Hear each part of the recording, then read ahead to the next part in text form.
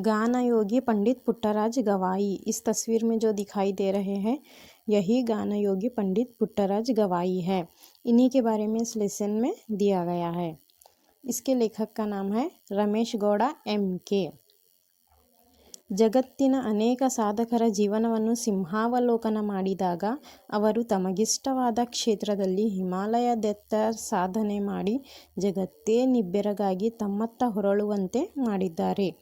ಚರಿತ್ರೆಯ ಪುಟಗಳಲ್ಲಿ ಸುವರ್ಣಾಕ್ಷರಗಳಿಂದ ದಾಖಲಾಗಿದ್ದಾರೆ. ಅವರ ಸಾಧನೆ ಕಂಡು ಅನೇಕರು ಪ್ರೇರಿತರಾಗಿದ್ದಾರೆ. ಸಾಧಿಸಿದರೆ ಅವರಂತೆ ಸಾಧಿಸಬೇಕು ಎಂದು ನಿರ್ಧರಿಸಿ ತಮ್ಮ ಬದುಕಿನ ದಿಕ್ಸೂಚಿಯನ್ನು ಬದಲಿಸಿಕೊಂಡವರಿದ್ದಾರೆ. ಅಂಥವರಲ್ಲಿ ಗಾನಯೋಗಿ ಡಾಕ್ಟರ್ पंडित पुट्टराज गवाईಗಳು ओर्वरू। इसका मतलब दुनिया में कई अचीवमेंट्स करे सो लोगों की लाइफ के बारे में जानने के बाद उन्होंने अपनी पसंदीदा फील्ड में हिमालय की ऊंचाइयों तक अचीवमेंट्स करके दुनिया को हैरान किया है, अपनी ओर आकर्षित किया है और इतिहास में स्वर्ण अक्षरों में अपना नाम लिखाया है। ऐसे लोगों के अचीवमेंट्स देखकर कई लोग इंस्पायर हुए हैं कि हम भी अचीवमेंट्स करेंगे तो उन्हीं की तरह करेंगे कहकर अपनी ज़िंदगी की राह बदल ली है। ऐसे अचीवमेंट्स करे हुए लोगों में गानयोगी पंडित पुट्टराज गवाई एक थे। ಪುಟ್ಟರಾಜರು ಸಾಮಾನ್ಯ ಕುಟುಂಬದಲ್ಲಿ ಜನಿಸಿ ಸಮಾಜದ ಜೊತೆ ಬೆರೆತು ವಿಶ್ವದ ಕಣ್ಮಣಿಯಾಗಿದ್ದಾರೆ. ಪುಟ್ಟರಾಜರು ಹಾವೇರಿ ಜಿಲ್ಲೆಯ ಹಾನಗಲ್ ತಾಲೂಕಿನ ದೇವರ ಹೊಸಪೇಟೆಯ ವೆಂಕಟಾಪುರ ಮಠದ ಜಂಗಮ ದಂಪತಿಗಳಾದ ರೇವಣ್ಣಯ್ಯ ಮತ್ತು ಸಿದ್ದಮ್ಮ ಅವರ ಮಗನಾಗಿ 1914 ಮಾರ್ಚ್ 3 ಜನಿಸಿದರು. पुट्टराज आम फैमिली में पैदा हुए थे। वो समाज के साथ घुल मिलकर दुनिया के आँखों का तारा बन गए थे। पुट्टराज हावेरी डिस्ट्रिक्ट के हानगल तालुक देवर होसपेट के मठ में रहने वाले रेवण्णಯ್ಯ और सिद्धम्मा के बेटे बनकर 1914 मार्च 3 को पैदा हुए थे। ये याद रखिए, इनके माँ का नाम सिद्धम्मा था और इनके पिता का नाम रेवण्णಯ್ಯ था। ये 1 मार्क्स के क्वेश्चन आंसर्स में फर्स्ट क्वेश्चन का आंसर है। ಬಾಲ್ಯದಲ್ಲಿಯೇ ಕಣ್ಣು ಕಳೆದುಕೊಂಡ ಅವರು ನಾನು ಹುಟ್ಟಿದ 6 ತಿಂಗಳಿಗೆ ದೃಷ್ಟಿ ಹೋಗ್ಯಾವ, ಕಣ್ಣು ಬೇನೆ ಬಂದು ಕಣ್ಣಿಗೆ ಪರಿ ಅಂತ ಬರ್ತೈತಲ್ಲ ಅದ್ಕ ಅರಿ ಅಂತಾರ। इनके बचपन में ही इनकी आँख चली गई थी। ये कहते हैं मैं 6 महीने का था तभी मेरी आँख की रोशनी चली गई है।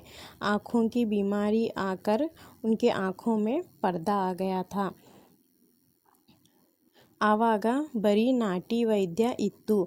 उस समय डॉक्टर्स नहीं थे, सिर्फ हकीम थे। नाटी वैद्य मतलब हकीम।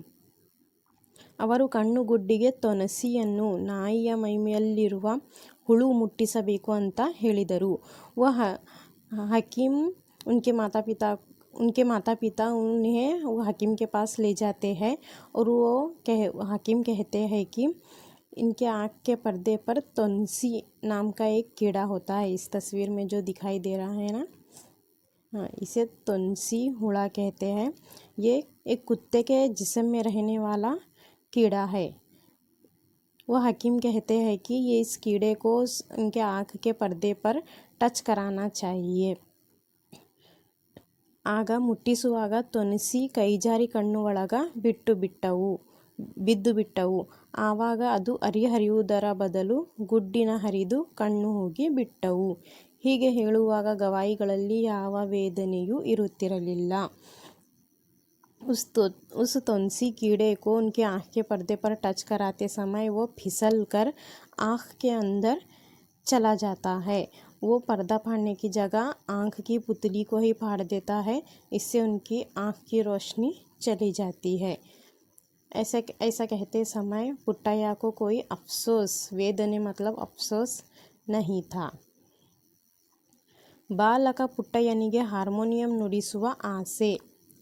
बालक यानी बच्चा। पुट्टಯ್ಯ को हारमोनियम बजाने की बहुत ख्वाहिश थी। इस तस्वीर में जो दिखाई दे रहा है ना, इसको हारमोनियम कहते हैं। ये एक ಮ್ಯೂಸಿಕ್ ಇನ್ಸ್ಟ್ರೂಮೆಂಟ್ है। ಒಮ್ಮೆ ಮನೆಯಲ್ಲಿ ಯಾರೂ ಇಲ್ಲದ ಸಮಯದಲ್ಲಿ ತನ್ನ ಮಾವನ ಹಾರ್ಮೋನಿಯಂ ಹಿಡಿದು ತಲ್ಲೀನನಾಗಿ ನುಡಿಸಲಾರಂಭಿಸಿದ। एक दिन घर पर कोई भी नहीं था, तब वो अपने मामू का हारमोनियम लेके एकदम मग्न होके बजाने लगते हैं। ಹಾರ್ಮೋನಿಯಂನಿಂದ ಹೊರಟ ನಾದ ಮನೆಯನ್ನು ತುಂಬಿ ಮನೆಯ ಮುಂದೆ ಹಾಯ್ದು ಹೋಗುತ್ತಿದ್ದ ಜನರೆಲ್ಲ ಮನವನ್ನು ತುಂಬಿತು। ನಾದ ಮಾಧುರ್ಯಕ್ಕೆ ಮನಸೋತ ಜನರು ಮನೆಯ ಒಳಗೆ ಬಂದು ಕುಳಿತುಕೊಂಡರು। हारमोनियम की आवाज़ पूरे घर में गूंज रही थी। घर के बाहर आने जाने वाले लोगों तक पहुंच के उनके मन को भा रही थी। इतनी अच्छी आवाज़ सुनकर सारे लोग घर के अंदर आकर बैठ जाते हैं। ಹೊಲಕ್ಕೆ ಹೋಗಿದ್ದ ಬಾಲಕನ ಮಾವ ಮನೆಯ ಹೊರಗೆ ಒಳಗೆ ಜನರ ಗುಂಪು ಕಂಡು ಆಶ್ಚರ್ಯಚಕಿತರಾದರು। ಮನೆಯ ಒಳಗೆ ಹಾರ್ಮೋನಿಯಂ ನುಡಿಸುತ್ತಿರುವವರು ಯೋಗಿಗಳೇ ಇರಬಹುದೆಂದು ಭಾವಿಸಿ ಒಳಬಂದರು। खेत को गए सो बच्चे के मामू घर के बाहर अंदर लोगों को देखकर हैरान हो जाते हैं। घर के अंदर हारमोनियम बजाने वाले कोई योगी ही होंगे कहकर सोचते हैं। योगी मतलब कोई एक्सपर्ट ही होंगे कहकर अंदर आते हैं।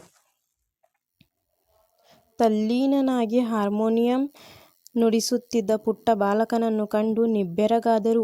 ಮಾವನ ಪಾದಸಪ್ಪಳದಿಂದ ವಿಚಲಿತನಾದ ಬಾಲಕ ಒಮ್ಮೆಲೆ ಹಾರ್ಮೋನಿಯಂ ನುಡಿಸಿದನ್ನು ನಿಲ್ಲಿಸಿ, ಮಾವ, ತಪ್ಪಾತು, ಕ್ಷಮಿಸು, ನೀನು ಮುಟ್ಟು ಎಂದರೂ ನಾನು ಇನ್ನೆಂದೂ ನಿನ್ನ ಹಾರ್ಮೋನಿಯಂ ಮುಟ್ಟುವುದಿಲ್ಲ ಎನ್ನುತ್ತಾ ಮಾವನ ಪಾದಗಳಿಗೆ ತಡವಡಿಸಿದನು।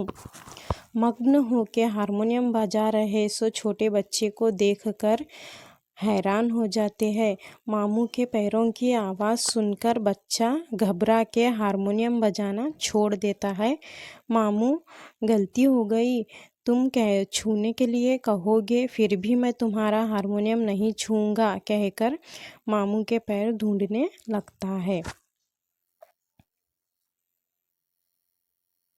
ಆಗ ತಾನೇ ಹಾಡಲು ಕಲಿತ ಮರಿ ಕೋಗಿಲೆಯಂತೆ ಕೆನ್ನೆಯ ಮೇಲೆ ಕಣ್ಣೀರು ಸುರಿಸುತ್ತಿದ್ದ ಬಾಲಕನನ್ನು ಮಾವ ಬಿಗಿಯಾಗಿ ಅಪ್ಪಿಕೊಂಡು ಮುದ್ದುಗರೆಯುತ್ತಾ ಆನಂದ ಬಾಷ್ಪ ಸುರಿಸಿದರು।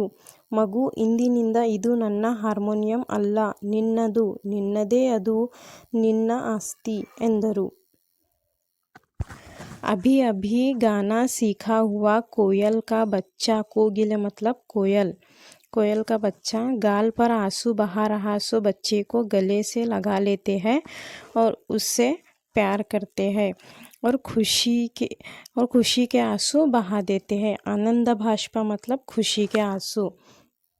इस तस्वीर में जो ये बच्चा है ये पुट्टराज है, ये उनके मामू हैं। बच्चे को गले से लगाकर खुशी के आंसू बहाते हैं।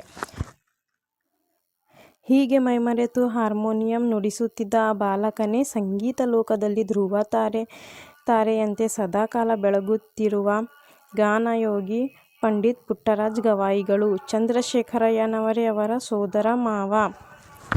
और बच्चे को कहते हैं, ये आज से ये मेरा हारमोनियम नहीं, ये तुम्हारा ही है कहते हैं। ऐसे ही मग्न होके हारमोनियम बजा रहा सो बच्चा ही संगीत लोक में ध्रुवतारा बनकर चमकने वाले गान योगी पंडित पुट्टराज गवाई है। ध्रुवतारा मतलब सबसे ज़्यादा चमकने वाला तारा। और चंद्रशेखरಯ್ಯ उनके मामू हैं। पंचाक्षर गवाईಗಳಲ್ಲಿ शिष्यत्व। पंचाक्षर गवाई के पुट्टराज स्टूडेंट बनते हैं। ಸಂಗೀತ ಲೋಕದ ಜಗದ್ಗುರು ಪಂಡಿತ್ ಪಂಚಾಕ್ಷರ ಗವಾಯಿಗಳ ಸಂಚಾರಿ ಸಂಗೀತ ಪಾಠಶಾಲೆ ಒಮ್ಮೆ ಗವಿಮಠದಲ್ಲಿ ಕ್ಯಾಂಪ್ ಮಾಡಿತ್ತು। संगीत लोक के जगतगुरु पंडित पंचाक्षर गवाई एक महान संगीतकार थे। इनका एक चलता फिरता स्कूल था। संचारी संगीत पाठशाले मतलब चलता फिरता स्कूल, जो अलग अलग गांव में जाकर संगीत सिखाते हैं। वो एक बार गविमठ में कैंप डालते हैं। ಅಲ್ಲಿಗೆ ಮಾವನೊಂದಿಗೆ ಪುಟ್ಟಯ್ಯನು ಬಂದು ಗುರುಗಳಾದ ಪಂಚಾಕ್ಷರ ಗವಾಯಿಗಳ ಶಿಷ್ಯತ್ವ ಸ್ವೀಕರಿಸಿ ಪ್ರೀತಿಯ ಶಿಷ್ಯರೆಲ್ಲರಲ್ಲಿ ಈತನು ಒಬ್ಬನಾದನು। वहाँ पर पुट्टय्या अपने मामू के साथ जाकर पंचाक्षर गुरु के स्टूडेंट बनते हैं और उनके फेवरेट स्टूडेंट्सों में से ये भी एक बन जाते हैं। ಪುಟ್ಟಯ್ಯನು ನಾನೊಬ್ಬ ಅಂಧ ಬಾಲಕ, ನನ್ನಿಂದೇನಾಗಲು ಸಾಧ್ಯ? ಜಗತ್ತನ್ನು ನೋಡದ ನನಗೆ ಜಗತ್ತಿಗೆ ಏನು ಕೊಡಲು ಸಾಧ್ಯ? ಇದ್ದಷ್ಟು ದಿನ ಗುರು ಸೇವೆ ಮಾಡುತ್ತಾ ಊಟ ಸಿಕ್ಕಲ್ಲಿ ಹೊಟ್ಟೆ ಹೊರೆದು, ನೆಲ ಸಿಕ್ಕಲ್ಲಿ ಶಯನಗೈದು ಈ ಬದುಕನ್ನು ಮುಗಿಸಿದರಾಯಿತು ಎಂಬ ವಿಷಣ್ಣ ಭಾವದಲ್ಲಿ ಇರುತ್ತಿರಲಿಲ್ಲ। ಪುಟ್ಟಯ್ಯ मैं एक अंधा बालक हूँ, मुझसे क्या हो सकता है? दुनिया को देख नहीं सकता तो मैं दुनिया को क्या दे सकता हूँ? ज़िंदगी के जितने दिन हैं उतने दिन गुरु की सेवा करते हुए, जहाँ खाना मिले वहाँ खा के, जहाँ जगह मिली वहाँ सो के ये ज़िंदगी गुजार लूँगा कहने वाले लोगों में से वो नहीं थे। पुट्टಯ್ಯ ऐसी सोच नहीं रखते थे। ಪಂಚಾಕ್ಷರ ಗುರುಗಳನ್ನು ಅನುಸರಿಸಬೇಕು, ಅವರ ನುಡಿಯೇ ನನಗೆ ಮಂತ್ರ, ಅವರ ನಡೆಯೇ ನನಗೆ ಆಚಾರವಾಗಬೇಕು ಎಂದು ನಿರ್ಧರಿಸಿದ 8 ವರ್ಷದ ಬಾಲಕ ಪುಟ್ಟಯ್ಯ ತನ್ನ ಎಲ್ಲ ಸಹಪಾಠಿಗಳಿಗಿಂತ ಬಲು ಬೇಗ ಗುರುಗಳು ಹೇಳಿದ್ದನ್ನು ಗ್ರಹಿಸಿ ಕಲಿತುಕೊಂಡರು। ಗುರು ಶಿಷ್ಯರಿವರು ಅಂಧರು, ಅವರ ಬಾಹ್ಯ ಕಣ್ಣು ಅಳಿಸಿದ್ದರೂ ಅಂತರಂಗದ ಕಣ್ಣು ಅರಳಿತು। पंचाक्षर गुरु को फॉलो करना, वो जो कहेंगे वही मेरे लिए मंत्र है, उनका अमल ही मेरा किरदार है, वही मेरे रोल मॉडल है, उनके बताए हुए राह पर चलना ही मेरा धर्म है कहकर डिसाइड करे। सो 8 साल का बच्चा पुट्टಯ್ಯ अपने साथियों से बहुत जल्दी गुरु बोले सो सुनकर समझकर सबसे पहले सीख गए। गुरु और शिष्य पंचाक्षर गवाई और पुट्टಯ್ಯ ये दोनों गुरु और शिष्य दोनों ही अंधे थे। उनकी बाहर की आँख नहीं थी, फिर भी उनके अंदर की आँखें खिल गई थी। ಶ್ರೇಷ್ಠ ಗುರು ಮಾತ್ರ ಶಿಷ್ಯರ ಮನಸ್ಸನ್ನು ಓದಬಲ್ಲನು, ಅವರ ಅಭಿಲಾಷೆಗೆ ತಕ್ಕಂಥ ಜ್ಞಾನ ಕೊಡುವ ಶಕ್ತಿ ಶ್ರೇಷ್ಠ ಗುರುವಿಗೆ ಮಾತ್ರ ಸಿದ್ಧಿಸಿರುತ್ತದೆ। ಪಂಚಾಕ್ಷರ ಗವಾಯಿಗಳು ಇಂಥ ಶ್ರೇಷ್ಠ ಗುರುವಾಗಿದ್ದರು। ಪುಟ್ಟಯ್ಯನ ಸಂಗೀತ ಜ್ಞಾನದೊಂದಿಗೆ ಸಾಹಿತ್ಯ ಜ್ಞಾನವು ಬೆರೆತರೆ ಗಂಗೆ ಯಮುನೆಯರು ಒಂದಾದಂತೆ ಎಂದು ನಿರ್ಧರಿಸಿ ಪುಟ್ಟಯ್ಯನು ವಿವಿಧ ಶಾಸ್ತ್ರಗಳ ಗ್ರಂಥಗಳನ್ನು ಕಲಿಯಲು ಬೇಕಾದ ಎಲ್ಲ ವ್ಯವಸ್ಥೆಯನ್ನು ಮಾಡಿಕೊಟ್ಟರು। एक श्रेष्ठ गुरु ही अपने स्टूडेंट्स का मन पढ़ सकते हैं, उनके इच्छा के अनुसार ज्ञान देने की शक्ति श्रेष्ठ गुरु के पास होती है। पंचाक्षर गवाई ऐसे ही एक श्रेष्ठ महान गुरु थे।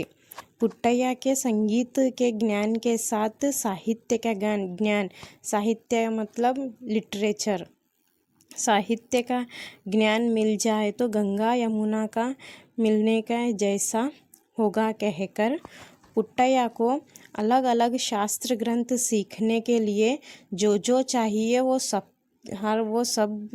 सब की व्यवस्था करके देते हैं।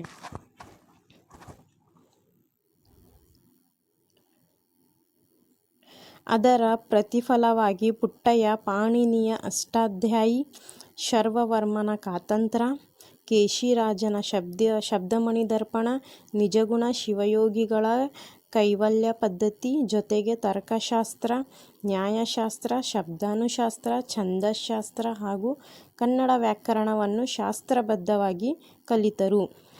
ಕೇವಲ ಕಲಿಯಲಿಲ್ಲ, ಅವುಗಳಲ್ಲಿ ನಿಷ್ಣಾತರಾದರು।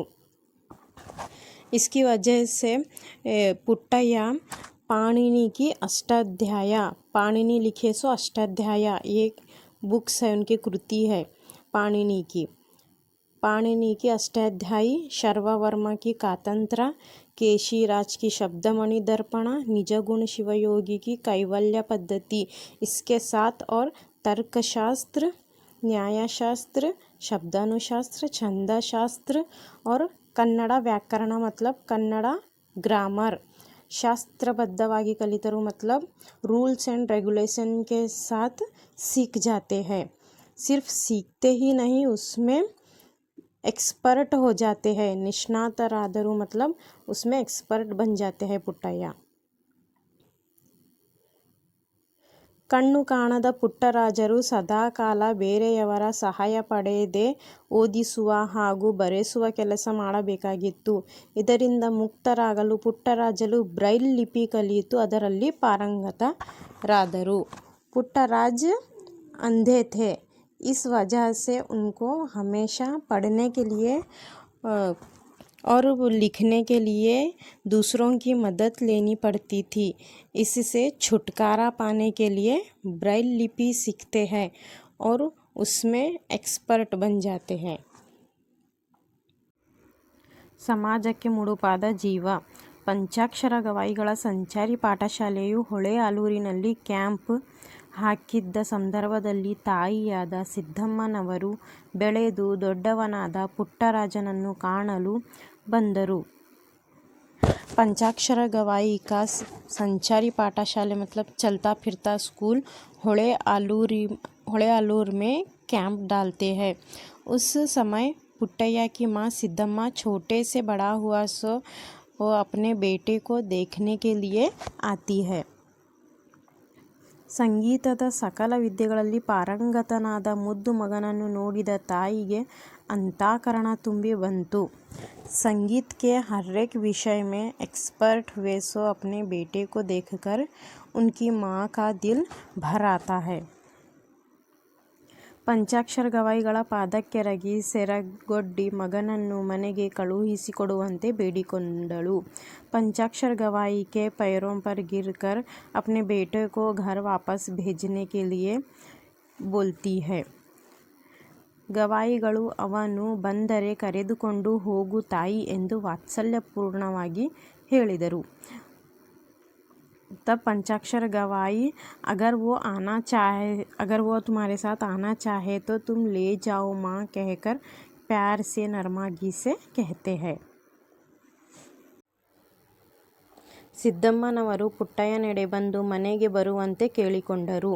सिद्धम्मा अपने बेटे पुट्टಯ್ಯ के पास जाकर उन्हें घर चलने के लिए कहती है. ಆದರೆ पुट्टಯ್ಯನ ಮನಸ್ಸು ದೃಢವಾಗಿತ್ತು. मगर पुट्टಯ್ಯ का मन मजबूत हो गया था. ತಾಯಿಗೆ ಮೃದುವಾದ ಮಾತುಗಳಿಂದಲೇ ತನ್ನ ಇಚ್ಛೆಯನ್ನು ಮನವರಿಕೆ ಮಾಡಿಕೊಟ್ಟರು. अपनी माँ को मृदुवाद मतलब नरम बातों से अपनी इच्छा को जाहिर करते हैं. ನನಗೆ ನನ್ನ ಸರ್ವಸ್ವವು ಗುರುಗಳು. मेरे लिए मेरे गुरु ही सब कुछ है. ಸಮಾಜದ ಹಣದಿಂದ ನನಗೆ ವಿದ್ಯೆ ಕೊಟ್ಟಿದ್ದಾರೆ. समाज के पैसों से मुझे उन्होंने ज्ञान दिया है, मुझे सिखाया है. ಸಮಾಜದ ಋಣವನ್ನು ತೀರಿಸದೆ ಅದು ಹೇಗೆ ನಿನ್ನ ಜೊತೆ ಬರಲಿ ತಾಯಿ, ನೀನೇ ಹೇಳು. ಭವದಲ್ಲಿಯ ಎಲ್ಲ ಬಂಧನಗಳನ್ನು ತೊಡೆದು ಹಾಕಿರುವೆ. मैं समाज का ये एहसान चुकाए बगैर तुम्हारे साथ कैसे आऊँ माँ, तुम ही बताओ. मैंने ये सारी रुकावटों को छोड़ दिया है कहते हैं. ಗುರು ಪಂಚಾಕ್ಷರರೇ ನನ್ನ ಸರ್ವಸ್ವ, ಅವರ ಆಜ್ಞಾಧಾರಕ ನಾನು. ನನ್ನ ಮಗನೆಂಬ ಭಾವವನ್ನು ತೊಡೆದು ಹಾಕಿ ನನ್ನನ್ನು ಸಮಾಜಕ್ಕರ್ಪಿಸು ತಾಯಿ ಎಂದು ತಾಯಿ ಸಿದ್ದಮ್ಮನವರ ಪಾದಕ್ಕೆರಗಿ ಆರ್ತರಾದರು. गुरु पंचाक्षर ही मेरे सब कुछ है, मेरी दुनिया है. मैं उनका आज्ञाधारक हूँ. मेरा बेटा है समझना जो है वो छोड़ के मुझे समाज को समर्पित कर दो माँ कहकर अपनी माँ सिद्धम्मा के पैर पड़ते हैं. ಸಿದ್ದಮ್ಮನವರು ಸಾಮಾನ್ಯರಂತೆ ವರ್ತಿಸದೆ ಮಹಾತಾಯಿಯಂತೆ ಮಗನಿಗೆ ಆಶೀರ್ವದಿಸಿದರು. ನಿನ್ನಂಥ ಶ್ರೇಷ್ಠ ಪುತ್ರರತ್ನವೊಂದನ್ನು ಹೆತ್ತ ಭಾಗ್ಯ ನನ್ನದಾಗಲಿ. ಹೆಂಡತಿ ಮಕ್ಕಳು ಸಂಸಾರವೆಂಬ ಬಂಧನದಲ್ಲಿ ಬಂದಿಯಾಗುವುದು ನಿನಗಿಷ್ಟವಿಲ್ಲದಿದ್ದರೆ ನನ್ನ ಜೊತೆ ಬರುವುದು ಬೇಡ ಮಗನೇ. ಗುರು ಪಂಚಾಕ್ಷರರು ತೋರುವ ಮಾರ್ಗದಲ್ಲಿ ನೀನು ನಡೆದು ಅಮರನಾಗು ಕಂದ ಎಂದು ಮಗನನ್ನು ಅಂತಃಕರಣ ತುಂಬಿ ಹರಸಿ ಭಾರವಾದ ಹೃದಯದಿಂದ ದೇವರ ಹೊಸಪೇಟೆಗೆ ಮರಳಿದರು. ಪುಟ್ಟರಾಜರು ಲೌಕಿಕ ಬಂಧನಗಳ ಹೊಸ್ತಿಲನ್ನು ದಾಟಿ अनिकेतनराದರು.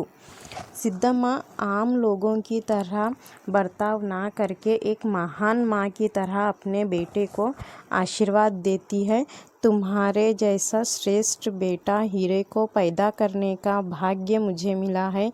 बीवी बच्चे संसार के रिश्तों में तुम्हें दिलचस्पी नहीं है तो मेरे साथ आने की ज़रूरत नहीं है। पंचाक्षर गुरु के बताए हुए राह पर चल के अमर हो जाओ मेरे बच्चे, कहकर भारी मन से अपने गांव देवर होस्पेट को चली जाती है। पुट्टैया दुनिया की रुकावटों को पार करके अनिकेतन हो जाते हैं। अनिकेतन मतलब जिसका घर नहीं होता, वो सारी दुनिया ही उनका घर होता है।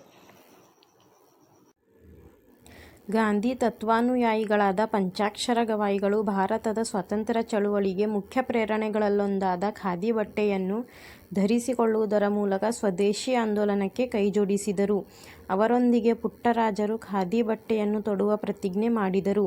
ಹಾಲಿನಂಥ ಮನಸ್ಸುಳ್ಳ ಪುಟ್ಟರಾಜರು ತಮ್ಮ ಜೀವನದುದ್ದಕ್ಕೂ ಶುಭ್ರವಾದ ಖಾದಿ ಬಟ್ಟೆಗಳನ್ನು ಧರಿಸಿ ಭಾರತೀಯತ್ವಕ್ಕೆ ಮಾದರಿಯಾದರು. पंचाक्षर गवाई गांधी जी के उसूलों को मानने वाले थे। भारत देश के आज़ादी में हौसला अफजाई के लिए खादी के कपड़े का इस्तेमाल किया जा रहा था, यानी अंग्रेज़ों के बनाए हुए कपड़ों को लोगों ने रिजेक्ट करके अपने देश में ही बने हुए खादी के कपड़े पहन के स्वदेशी आंदोलन को हाथ जोड़े थे। उनके साथ पुट्टराज गवाई ने भी खादी के कपड़े पहनने का वादा करते हैं। दूध के जैसा सफ़ेद साफ दिल वाले पुट्टराज ज़िंदगी भर खादी के कपड़े ही पहनकर हिंदुस्तानियत के लिए एक मिसाल बन गए। ಶುಭ್ರವಾದ ಬಿಳಿಯ ಉದ್ದನೆಯ अंगी वाइट कलर का पुट्टराज वाइट कलर का बड़ा कुर्ता पहनते थे। पंचे धोतरा, पंचे मतलब धोती पहनते थे। तलेगे केंपू पेठा पटगा, सर पर एक पटगा बांधते थे। पटगा मतलब पगड़ी, इस तस्वीर में दिखाई दे रहे हैं ना ये। और नौसलल्ली त्रिपुंड्र भस्म, और अपने माथे पर त्रिपुंड्र भस्म लगाया करते थे। इस तस्वीर में दिखाई दे रहा है ना, इनके माथे पे जो 3 वाइट कलर के लकीरें हैं, इसे त्रिपुंड्र भस्म कहते हैं। कोरलल्ली रुद्राक्षी माले, और गले में ये रुद्राक्षी माला पहनते थे। ಪಾದಗಳಿಗೆ ಅರಿವೆಯ ಪಟ್ಟಿಗೆಯನ್ನು ಜೋಡಿಸಿದ ಕಟ್ಟಿಗೆಯ ಹಾವುಗಳು, पैरों में लकड़ी से बनाए हुए चप्पल पहनते थे। ಕೈಯಲ್ಲಿ ಉದ್ದನೆಯ ಬೆತ್ತ, हाथ में एक लंबी लकड़ी हुआ करती थी। ये सब पुट्टराज के बाहरी व्यक्तित्व के निशानियां हैं। ಪುಟ್ಟರಾಜರು ಕನ್ನಡ, ಹಿಂದಿ, ಸಂಸ್ಕೃತ ಭಾಷೆಗಳಲ್ಲಿ ಅಗಾಧ ಪಾಂಡಿತ್ಯ ಗಳಿಸುವುದರೊಂದಿಗೆ ಗಾಯನ, ವಾದನ, ಸಾಹಿತ್ಯ, ಕೀರ್ತನ ಮೊದಲಾದ ಕ್ಷೇತ್ರಗಳಲ್ಲಿ ವಿಶಿಷ್ಟ ಸಾಧನೆ ಮಾಡಿ ಜ್ಞಾನಯೋಗಿ ಎಂದು ಪ್ರಸಿದ್ಧರಾದರು. ಕನ್ನಡ, ಸಂಸ್ಕೃತ, ಹಿಂದಿ ಭಾಷೆಗಳಲ್ಲಿ 75ಕ್ಕೂ ಅಧಿಕ ಕೃತಿಗಳನ್ನು ರಚಿಸಿ ತ್ರಿಭಾಷಾ ಕವಿಯಾದರು.